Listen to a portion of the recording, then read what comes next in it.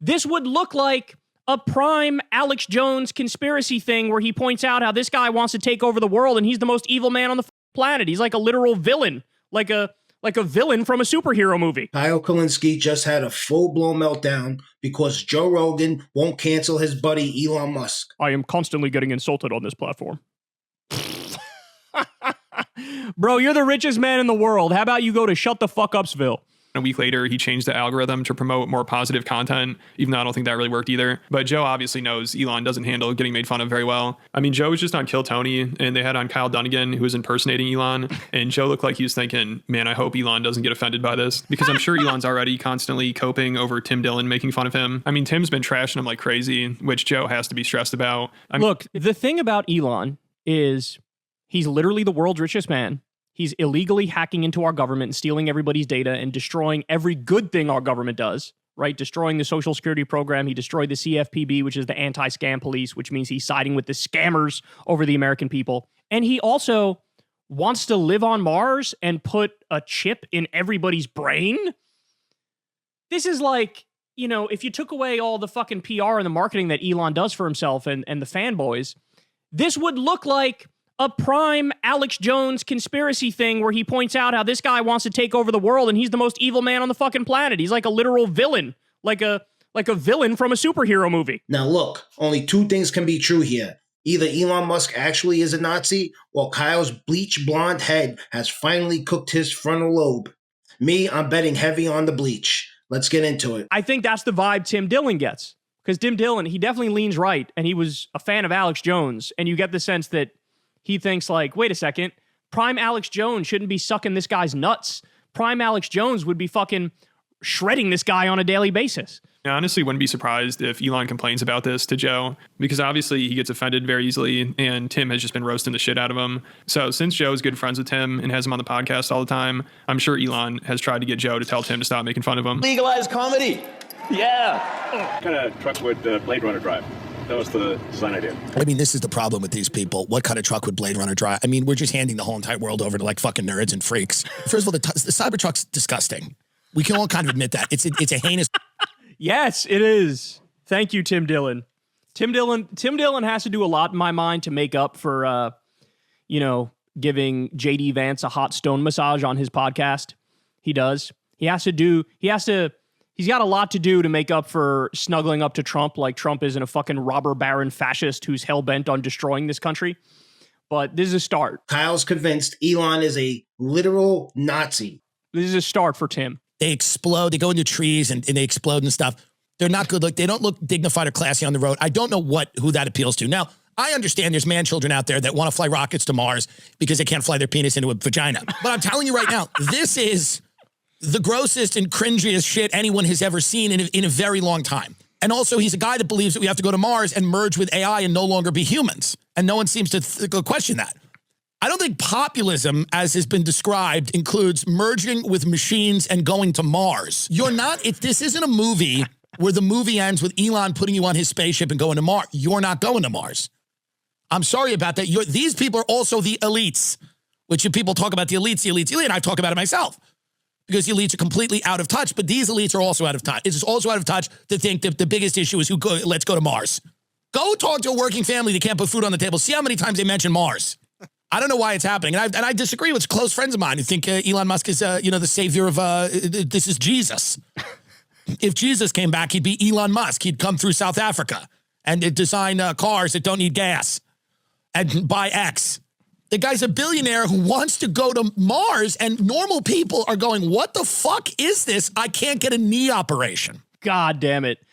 He's so talented, man. I want to, Tim Dillon, I wish he'd go full lefty. I wish he'd come home full left because he's so fucking talented. Jesus. I'll have completely different opinions on Elon. This dude rocking a bleach blonde Miami Vice Coldplay with that pastel jacket like he's auditioning for an 80s reboot, talking nonstop about sucking nuts, massaging the vice president, snuggling up to Trump and talking about wishing Tim would go full lefty sounds like you have some frustrations you need to release. And Tim might have been referring to Joe at the end there, but it's just hilarious because Joe spends so much time defending Elon and praising him as much as he possibly can to make him happy. So he keeps coming on the podcast and hanging out with him. But now Rogan's comedy friends might start to ruin that for him because they're kind of negating all the positive PR Joe does for him. They're not ruining it for Joe. They're trying to save Joe when it comes to Elon. Now, unfortunately, they all fucking jumped the shark and shit the bed when it came to Trump. Kyle, you've officially become the exact thing you claim to hate. A woke liberal snowflake melting down over opinions. For Rogan to snuggle up to Elon, like Rogan doesn't get it, bro. Now normal people look at you. You are more like the new Rush Limbaugh or Sean Hannity than you are like Bill Hicks or George Carlin, right? Bill Hicks and George Carlin, they were political. They were super intelligent, they were edgy, but they were anti-establishment, anti-system, anti-elite, and for the people. Rogan cuddled up to a robber baron fascist and acts like that's anti-elite and anti-establishment when it's not, right? So any prying away from Elon and Trump that his comedian buddies can do is saving Joe Rogan in the long run. Because I got news for you. He's already washed, dog. You're mocking people who are light years more successful than you are. Elon's playing intergalactic chess while you're ranting into a ring light like you cracked some moral code. You're not the voice of reason, bro. You're the clown in the comment section. Like, now maybe he's not fully there, but like, he's getting there. He was dethroned as the #1 podcast by the Midas Touch guys, and the Midas Touch guys are just simply an anti-Trump podcast. And I'm sure Elon's pissed about it. And this is also kind of exposing how Joe will do anything to defend him. It doesn't matter how delusional it makes him look. I mean, like with the salute Elon did at Trump's inauguration, seeing how Rogan reacted to that compared to how all his comedy friends reacted, it shows how far gone he is. Because most of Rogan's comedian friends seem to think Elon did a Nazi salute, or at least looked just like one. And it sounds like Elon's response to the controversy made them believe that theory even more, because he acted like it was completely ridiculous to think it looked like one. So some of Rogan's comedy friends are like, he's just trying to gaslight us here. This is crazy. And Elon also never even denied doing it. He's just like, again, with the Nazi stuff. But of course, you know who did deny it for him? Joe Rogan. Of course, he'll jump at any opportunity to defend Elon and embarrass himself. And it's funny, he said people only believe it was a Nazi salute because it fits their narrative. But it sounds like most of his friends believe that, and it kind of goes against their narrative. I mean, Shane Gillis, his reaction was like, I know I'm supposed to defend that, but that's a tough one. And it seems like most of Rogan's comedian friends mocked Elon for it, and they thought his response to it was also really bad. So I give him credit here for having their own opinions and not just going along with what they know Rogan would want them to say, because this also just shows how Rogan will shamelessly defend anything Elon does, even if it makes him look completely ridiculous. But all these people on Twitter are just chiming in saying it's clearly a Nazi salute. He's doing a Nazi salute. Yeah. No. So dumb. Oh, look at the guest. Look at the guest. The guest just cucking himself. Jesus Christ. He's doing a Nazi salute. Yeah. No. So dumb. What am I going to do with these people? All this gesture means is Heil Hitler. He just stopped chugging the Jim Jones Kool-Aid and didn't buy the MSNBC panic package. When someone you once admired starts thinking for themselves and realizes they were wrong, it hits too close to home. It forces guys like you to look in the mirror, and you can't handle the kind of reflection you see. This is all this gesture means. It's so dumb. It's not clearly. Yeah, it's crazy. The whole thing's crazy. But that's a sign of the times, and they couldn't help it. They saw a thing, and they're like, this is we're going to run with it.